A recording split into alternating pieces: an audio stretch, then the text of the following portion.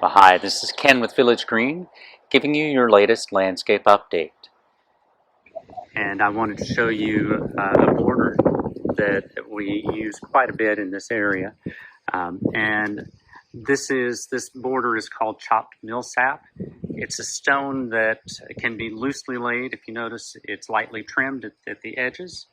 And we've used a technique called dry stack, which means we're putting it on a decomposed granite base. It's kind of a sand that's coarse grained and will grab the stone and keep it from moving.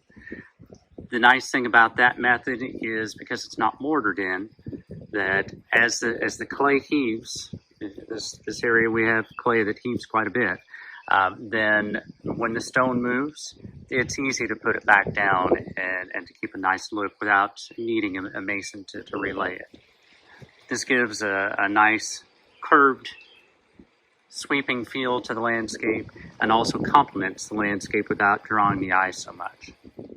This is Ken with Village Green. If you like these videos, please subscribe to our YouTube channel and send them on to your friends and family.